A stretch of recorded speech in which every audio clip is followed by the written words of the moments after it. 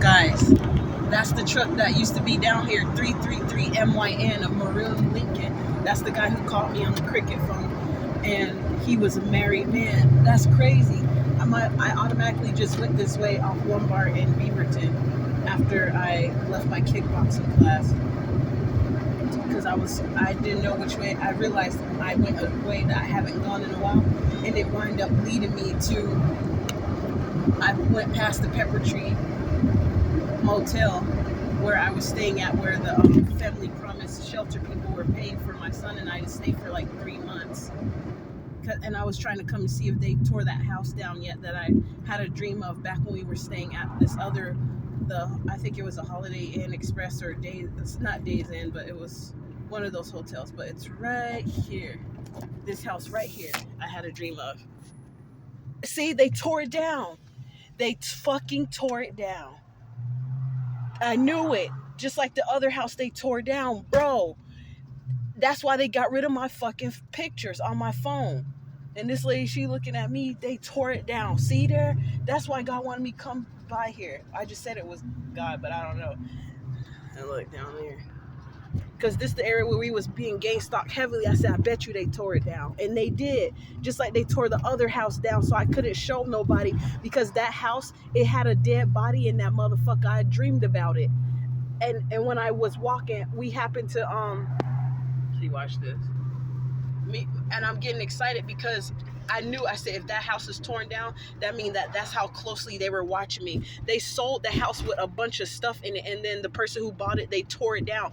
It had a really big window. I took pictures of it. People were watching me and stalking me for a very long time, and I'm almost thinking that I was correct about the owner of Amazon being involved in some kind of way, whether he provided the materials for them to stalk me. I'm not trying to say his name, but I had some interaction. I'm not going to go that deep because it's going to sound too far-fetched for people. But I'm just saying, like, that house is tore down now. It had a real big window facing exactly the same way I dreamed of it. And I stayed in the hotel that's right down that street. They weren't building this up there yet. 2 years ago when my son and I stayed there. 2 years, all of a sudden, that was God who directed me to come this way, because I realized, I was like, damn, I'm going another way that I don't usually go. And it wound up leading me to where the Pepper Tree Hotel was, and I looked at the parking lot. So now y'all see what road I'm on. If you in Beaverton, Oregon, they tore that house down, and in my dream, there was somebody next to a real big window, and it was a body floating in a tub of water. And guess what? I would happen to be walking like maybe a week or 2 weeks, maybe a month, no more than a month later after I had that dream. I was just casually walking with a stroller. I was looking how far me and my son used to go. Like, he was younger at that time. He only 2 years old, and that was about 2 years ago when that happened. So he was like a few months old, between 6 to 8 months old at that time. And he was in the stroller, and it was the car seat stroller, and I was pushing him, and we were walking for miles. All of a sudden, I stopped and looked, and I took a picture of the well, I don't want to get those people license plate, but I took a picture of the house that was on that street. They tore it down. And how happened when I was just riding, the car that just suddenly pulled up behind me was that same man that same Mexican man in the dark Lincoln that used to be following me and my son around. And I just came back down here to Beaverton after I went to my kickboxing class, and then look at what happened. How happy I said, hold, don't let that be that same man. And how I remember is because his license plate had 333 on it, and back when I had my cricket phone, I called him one time, and I had asked him, was he married? He told me the truth. He said he was married, so I didn't deal with him. And he kept trying to get in touch with me, but I didn't deal with him since he was married. After I had experience dealing with somebody who had somebody already, I was like, I don't want that kind of drama coming my way.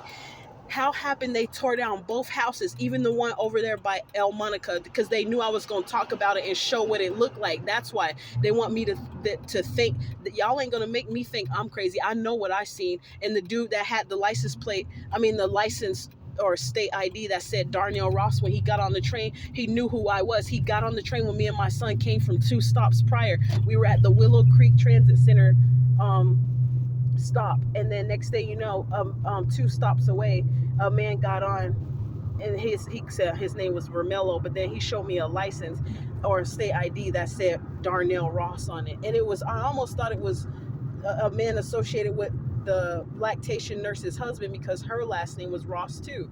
So I thought that was quite strange. So it's funny that I happened to get up and go to kickboxing early this morning, and then I was just coasting and coasting, and I missed my turn, but I was driving. I said, you know what, I look like I'm heading up towards Pepper Tree, and I just said 3 days ago I want to go back and buy and see if that house is still there. And then as I was approaching the street Lombard, I noticed this dude was gang stalking, and then well, he might have been gang stalking. I said gang stalking, but how happened? It was him, his car that pulled up around me. It's a spiritual thing with a gang stalker, because I remember looking at his eyes, and when I saw his eyes was dark black, because I was seeing through him spiritually. It's not necessarily his physical eyes was dark black, but I was seeing through him what he was. And so what happened was, I that was part of the reason why I didn't accept a ride from him. He was already kind of feeling some kind of way, because I rejected a ride from him a couple times when he was following me around. I said, "Oh no, sir, that's okay, thank you though," and then I kept on about my business. So that's quite funny and strange that they tore down both of them houses, y'all. The one that's by El Monica, if you get off the max, it's the area where most of the Eastern Indians stay at. And that house is tore down on that little piece of land where the dude tried to get me in there. Darnell Ross. His name is probably not even Darnell Ross. He probably showed me a fake ID. That's why I say names, because like it don't really matter at this point. But that's just freaking crazy. I said, as I was approaching that house, I said, watch and see, let me find out they tore that house down. And they sure enough did.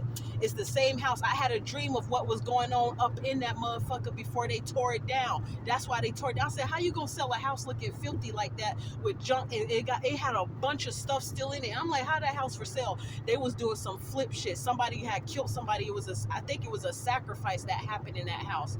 The man's body was still slightly preserved, because they had it floating in water in a bathtub, and the bathtub was the bathroom of that big window that showed towards the street. And you see they got rid of that house, don't you? Well, y'all didn't get to see it, but I had pictures of it, and that's why they made sure they changed my Genevia@gmail.com password, of my email, so that I couldn't get access to the pictures that was saved in there. And Gmail is in on this shit too. Fuck you, Google.